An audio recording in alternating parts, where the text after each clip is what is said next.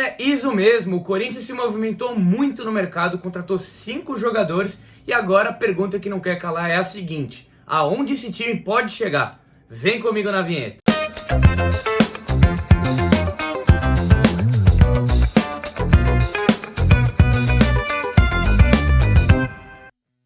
É isso mesmo, é isso aí, o Corinthians, comandado pelo técnico Silvinho, se movimentou bastante nessa janela de meio de temporada, né? Depois de muitos meses sem contratar ninguém. Se eu não me engano, o Corinthians foi o único time da Série A que não tinha contratado ninguém até o mês de julho, né? Até a metade da temporada brasileira, podemos dizer assim. Então agora o Corinthians acabou se movimentando no mercado e trouxe jogadores sem custos, ou seja, né, não teve que embolsar milhões, por exemplo, para contratar nenhum desses 5 jogadores que vocês já sabem, mas eu vou acabar citando aqui, obviamente. Então teve só a questão das luvas diluídas no contrato, né? Aqueles prêmios de assinatura pelo contrato também que estão embutidos muitas vezes, né? Só que não gastou dinheiro para conseguir trazer, todos os jogadores estavam livres no mercado, né? Mas antes de começar o vídeo, eu vou pedir para que você deixe o like no canal, para que você deixe a sua inscrição também, que é muito importante para o meu trabalho. É verdade que eu não sou tão frequente aqui com os vídeos, mas quando eu faço de coração, faço esperando o melhor aqui, para que todos gostem aqui do conteúdo, beleza, gente? É isso aí, não se esqueçam de ajudar aqui na divulgação do vídeo também, que é muito importante. Então vamos lá, né? Eu vou começar pela ordem cronológica dos eventos e falar primeiro do Juliano, né? Que já tá jogando e é o titular já absoluto dessa equipe. Até o momento que eu tô gravando o vídeo, ele já disputou 4 partidas, todas elas como titular. E o Juliano já tem a sua vaga cativa, né, na equipe do Corinthians, jogando como interior pela direita, né? Ele joga com a camisa 11, é um jogador que tá muito mais, nesse momento, auxiliando na base da jogada, próximo muitas vezes do Gabriel. Não são jogadores que estão alinhados na saída de bola.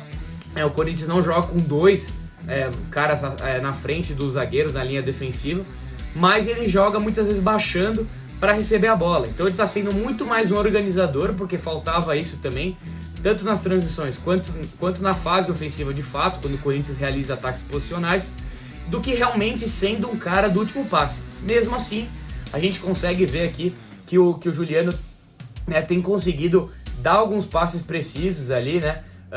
Tem conseguido ser interessante nessas enfiadas de bola. Ele tem uma visão de jogo muito interessante. Já jogou muitas vezes como o cara jogando pelo lado, né, do campo, pela direita ou pela esquerda, né, mais pela direita, é verdade. Até por isso que eu acho que ele também está sendo utilizado pelo lado direito do Corinthians, não necessariamente encostado na linha lateral, porque de fato ele está jogando pelo meio de campo, mais alinhado à direita, para fazer triangulações e associações com o Fagner, lateral direito, e também o Gustavo Silva, o popular Mosquito, né? Ele tem ajudado bastante nesses momentos, tem conseguido dar enfiadas precisas, mas ainda assim é um papel mais de organização mesmo, né? É um cara que também tem contribuído com alguns desarmes, é verdade, tem ajudado na pressão, mas ainda não tá na ponta dos cascos, ainda tá devendo fisicamente. Próximo reforço, né, que o Corinthians trouxe foi ele, Renato Augusto. Esses já sabem, esses todos vocês já sabem, melhor dizendo, né, o camisa 8 do Corinthians, que ainda não foi titular, né, no momento que eu tô gravando também, só jogou 3 partidas o Renato Augusto, né, e é um cara que ainda tá pegando o ritmo de jogo, jogador muito físico, precisa estar realmente com a ponta dos cascos, como eu já tinha utilizado essa expressão antes, vou usar de novo, né, para conseguir render. É um jogador que tem uma ótima proteção de corpo, então ele faz aquela parede muitas vezes, como ele faz no gol dele contra o Ceará, foi o único gol que ele fez até o momento, né? Vai estar aí na tela para vocês verem.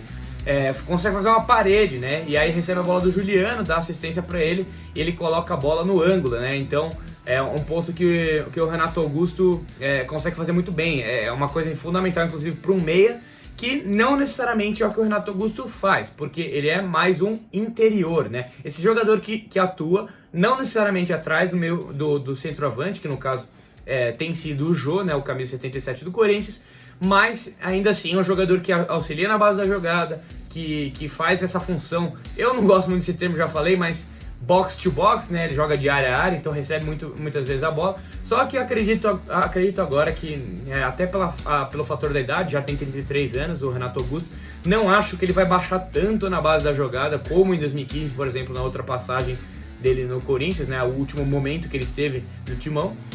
Ele que é um jogador que, como eu já falei, tem essa idade que acaba pesando um pouquinho, pelo menos. E aí tem também o Juliano para conseguir fazer esse tipo de associação e conseguir deixar a bola um pouco uma zona mais avançada para o Renato Augusto. Eu tenho observado isso nos jogos, que ele está um pouco mais próximo da área do que em outros momentos. Acho que ele vai ficar um pouco mais ligado nisso, tá? Não necessariamente que ele vai jogar atrás do Jô, até que o Corinthians não se comporta em fase defensiva com o Jô e o Renato Augusto, por exemplo, lá na frente. O Renato joga, né, num tripé junto com o Gabriel e o Juliano, né, o que a gente tem visto por enquanto. Bom, agora vamos partir para o próximo reforço, que foi ele, né? Roger Guedes, jogador que teve muita badalação em cima, o que teve de gente falando sobre a questão da rescisão de contrato dele, mais de um mês de negociação, ele mandando indireta para a torcida no Instagram, né, de forma positiva, indireta, logicamente. Então, teve muita repercussão essa negociação, que depois de muito tempo ele acabou se desvinculando do Shandong Taishin, acho que é assim que fala, Taishan? Agora eu fiquei na dúvida. Mas o Roger Guedes jogava lá, né? Jogava na China desde 2018 e não pôde atuar mais no time chinês por conta de não poder exercer a sua profissão por conta da pandemia, né? Ele não conseguiu retornar para o país, para a China. É verdade, por exemplo, o Moisés, que era um meio-campista ali, que é um meio-campista que jogou no Palmeiras, conseguiu retornar depois de muito tempo, mas acho que o Roger Guedes e o Paulo Pitombeira, que é o empresário do Guedes, entenderam que era melhor ele, por exemplo, voltar para um centro de um pouco mais conhecimento, podemos dizer assim, né? Uma liga um pouco mais badalada, que é a Liga Brasileira, que tem se reforçado muito, né? Isso é um assunto para um outro vídeo que deve sair ao final dessa semana, no momento que você está vendo esse vídeo aqui, tá? Mas o Roger Guedes também é um jogador que muitas vezes o pessoal pensa como um legítimo ponta, né?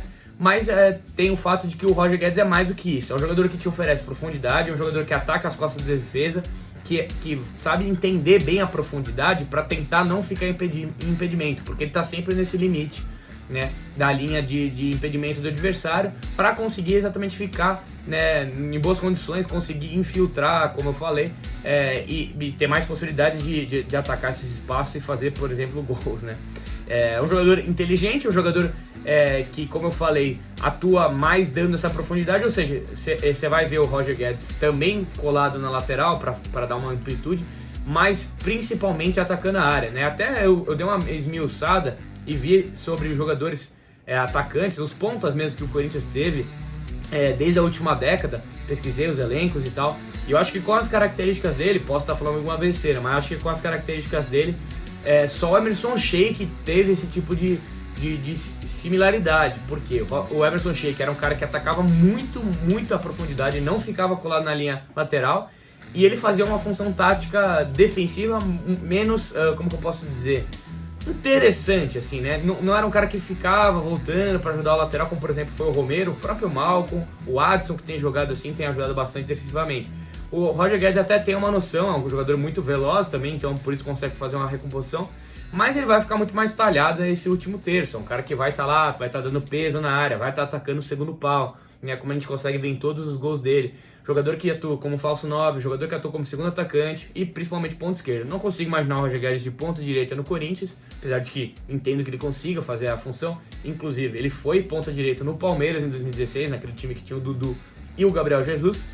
Mas o Guedes é muito mais relacionado, de fato, a pisar na área. Então, esse termo, pisar na área e ponta um ponto agudo, um ponto agressivo, é o que realmente define o Roger Guedes como um cara que estava livre no mercado também, de 24 anos. Né? Parece que ele abriu mão de muito dinheiro para rescindir com o time chinês, porque ele tinha contrato em vigência lá na China e tinha dinheiro para receber, até porque ele estava sendo pago em dia, mas ainda tinha o contrato para vencer, né? Acho que, se eu não me engano, ele tinha o contrato dele vencendo só no mês de 2022, estava tudo quitado, ou seja, ele tinha dinheiro para receber ainda, mas ainda os salários estavam em dia ali para o Guedes, então quanto a dinheiro ele não pode reclamar, mas deixou de receber. Então, por conta disso, o Corinthians teve que fazer uma engenharia para conseguir contratar o jogador e assinar, né, para obter uma porcentagem relativamente alta dos direitos econômicos dele, beleza?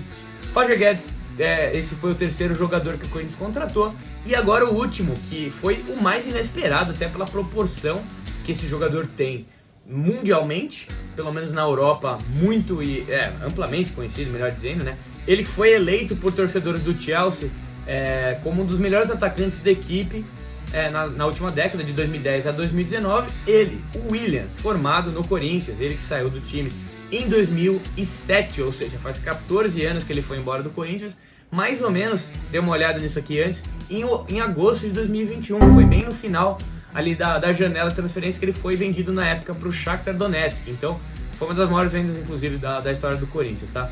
Mas o Willian agora acaba voltando de maneira muito inesperada, porque ele sai de um Arsenal, que é um time que, querendo ou não é ainda, né, aquele time que teve grande protagonismo na Europa, né, e talvez não vá voltar a ser, pelo menos por um tempinho agora, mas ainda assim brigava, né, no campeonato inglês, nunca ficava abaixo de uma 8ª posição, estava sempre pegando uma Liga Europa, chegou forte em Liga Europa nos últimos anos, mas ainda assim, né, vive um período um pouco distante dos holofotes dos principais times da Europa, né, o Arsenal, mas ainda assim é um time grande, um time com muita relevância, com muita torcida, lá em Londres, lá na Inglaterra. E ele acaba voltando, mesmo com 33 anos, em um bom momento físico, né? É verdade que, né, o pessoal deu uma zombada do Willian, falou que ele estava gordo, mas questão de pré-temporada mesmo, é normal os jogadores estarem um pouco acima do peso, mas questão de ritmo de jogo, o Willian já estava jogando pelo Arsenal, ele estava apto e disposto a jogar, caso o time precisasse, mas aí o Mikel Arteta, que é o técnico do Arsenal, acabou não querendo mais ter como que eu posso dizer, os serviços do Willian, né, que também achou melhor parar a sua trajetória no Arsenal, né, ele que realmente ficou marcado pelo período no Chelsea, que ganhou Premier League, né, não ganhou Champions League, mas chegou perto disso, conseguiu disputar sempre, semanalmente, muitos jogos. Até tinha visto um dado que ele disputou 89% dos jogos, né, no período que esteve no Chelsea, ou seja, estava sempre disposto, sempre apto a jogar, né, melhor dizendo, disposto não é a melhor palavra possível para esse caso. Então não vive muito com lesões o Willian, né? Jogou 37 vezes na última temporada, fez um gol, né? Mas ainda assim deu 7 assistências, 5 delas no campeonato inglês. Então prova também que é um jogador que, por mais que não viveu uma grande temporada, talvez a sua temporada de menos brilho nas últimas, ainda assim é um cara que dá uma cancha. E com certeza ele seria titular em vários times do campeonato inglês, mas assim preferiu o Willian voltar para o Corinthians, o seu time que revelou, né, o jogador para o mundo. Bom, agora depois que eu falei pra caramba, queria chegar nesse momento agora, que é o time possível do Corinthians para 2021 na sequência desse campeonato, ou seja, a partir de setembro até o final do ano, porque 2022 tem muita coisa para rolar e aí a gente não sabe o que vai acontecer até então. Mas eu coloquei um time que eu acredito, pensando também com a cabeça do Silvinho, que possa ser uma possibilidade, tá? Então eu coloquei aqui um time que eu acredito ser o mais plausível com os reforços, tá? O 4-1-4-1 com Cássio, Fagner, João Vitor, Gil, Fábio Santos, Gabriel, Juliano e Renato Augusto, né? Essa trinca de homens no meio de campo, com Willian na direita, Roger Guedes na esquerda e Jô como centroavante. Eu sinceramente não acredito, pelo que eu tenho visto do Silvinho falar e da forma do Corinthians atuar, que o Jô vai sair do time. Inclusive eu acho que ele vai ser muito bem abastecido agora. Então acho que é um momento que ele vai conseguir realmente entregar não só os pivôs, né, ser esse cara que vai reter a posse, mas muitas vezes também por ser um jogador que vai ser melhor abastecido e vai conseguir colocar a bola pro fundo das redes. Vai perder alguns gols, é verdade, o Jô não é o mesmo de outros anos, mas ainda assim acho que tem tudo para conseguir receber esses passes aí, receber essas jogadas aí, porque faltava muito essa criação de jogadas no Corinthians e agora não vai faltar mais, né? Então também acho que o Willian vai ser um cara que vai jogar ali pela direita, ali se associando com o Juliano, o Fagner. Aliás, que lado direito que o Corinthians vai ter agora, né? Muito provavelmente não vejo muito o Willian pela esquerda. E o Guedes, lógico, eu acredito que no início ele vai ser utilizado como um falso 9 até adquirir ritmo de jogo, mas eventualmente quando ele tiver melhor fisicamente vai conseguir jogar pelo lado do campo para fazer essa recomposição que o Silvinho não vai deixar de ter eventualmente, né?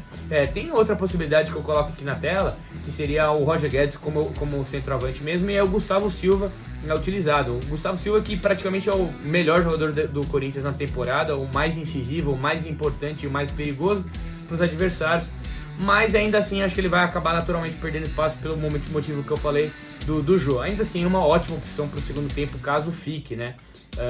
E a última escalação que eu coloco aqui para vocês é uma escalação com a mesma ideia do time, com o Jô, só que com a entrada do Lucas Piton e do Xavier, que são jogadores da base, que a torcida pede muito, mas ainda assim não são titulares. A gente não consegue garantir que eles vão entrar aí, mas ainda assim tem um bom apelo popular com a torcida e tem credenciais técnicas para, por exemplo, serem titulares e conseguirem performar nesse time do Silvinho. Enfim, falei pra caramba, e só para não deixar passar batido, João Pedro também foi anunciado no momento que eu tô gravando o vídeo aqui, como lateral direito do Corinthians, para ser o reserva do Fagner. Ele que jogou no Palmeiras, estava no Porto, né, não jogava por lá direito, jogava muito mais no Porto B, ou seja, o time sub-23 ali do Porto de Portugal. Ele que teve passagem no Bahia, jogou os últimos anos por lá. É um jogador muito mais em aposta, né? Chega por empréstimo, vai ficar até o meio do ano que vem no Corinthians, mas vai jogar pouco, né? Eventualmente o Fagner, ainda mais com agora não tendo jogos no meio de semana, muito provavelmente não vai desfalcar o Corinthians. Ele também não levou nenhum amarelo no Campeonato Brasileiro, então o João Pedro vai jogar bem pouco. Mais uma, como que eu posso dizer, uma solução mais rápida, prática, caso aconteça alguma coisa com o Fagner, porque o Corinthians não tinha, pelo menos nesse elenco atual, um jogador da lateral direita, né, para fazer efetivamente essa posição. Beleza? Agora eu quero perguntar para vocês, aonde vocês acham que esse time do Corinthians vai chegar? Vai conseguir brigar por uma Libertadores? Vai classificar de forma direta? Ou ainda mais que isso, vai brigar pelo título? Vai depender muito do que vai acontecer no campeonato, mas vocês acham que tem cacife o time do Silvinho para conseguir brigar, por exemplo, com o Flamengo, com o Palmeiras e Atlético Mineiro, que é o atual líder do campeonato? Deixem no comentário aí, beleza? Então agradeço muito a todos que estiveram aqui no vídeo. Então peço mais uma vez para que você deixe o seu like, inscreva-se no canal, faça o comentário que você quiser também, interaja, porque eu tô sempre de olho no que o pessoal comenta, beleza, gente? Então é isso aí, me sigam no Twitter e no Instagram, redes sociais vão estar aparecendo aqui na tela para vocês. Um forte abraço, até a próxima, valeu, tchau, tchau!